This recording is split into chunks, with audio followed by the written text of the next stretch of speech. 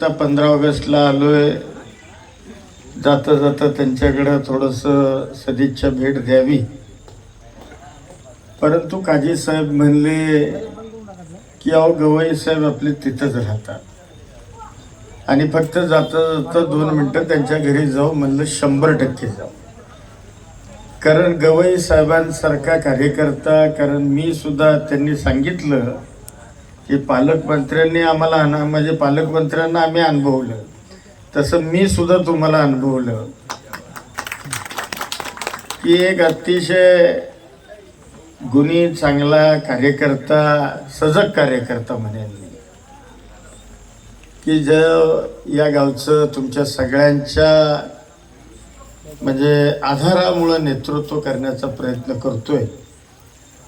आणि त्यांच्या सुनबाईंना सुद्धा तुम्ही या गावचं नेतृत्व सगळ्या गावानं करण्याची संधी दिली आणि त्याप्रती अतिशय कृतज्ञता ते या निमित्तानं व्यक्त करताना सुद्धा आपण सगळ्यांनी पाहिलेली आहे. एक अतिशय चांगलं नेतृत्व गवई साहेबांचं, की ज्यांनी जे आज या सगळ्या गोष्टीपासून आपण बघतोय वातावरण इतकं घाणेरडं आणि गढूळ झालंय समाजामध्ये.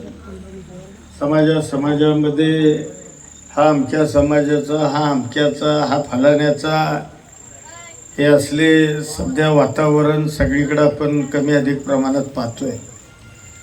तर परंतु मला इथं आल्यानंतर आनंद आणि आश्चर्य सुद्धा वाटलं की माझा अमळापूर गाव 60% जरी मुस्लिम समाज असेल तरी सगळ्या जाती धर्माचे लोक या गावामध्ये अतिशय गुण्यागोविंदानं राहतात.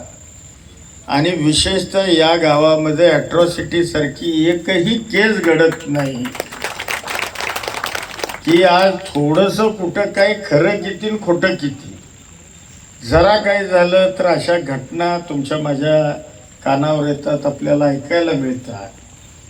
परंतु या गावानं हे पथ्य अतिशय चांगल्या पद्धतीनं पाळलं आहे आणि गावाचं गावपत हे टिकवण्याचा प्रामाणिकपणानं प्रयत्न तुम्ही सगळ्यांनी या निमित्तानं केलेला बघतोय. खरं तर हा आदर्श हा इतर गावांनी सुद्धा घ्यावा. इतकं चांगलं काम, म्हणजे आपण म्हणतो ना टचवूड, दृष्ट लागू नये अशा पद्धतीचं काम हे तुमचं गाव या निमित्तानं करतंय.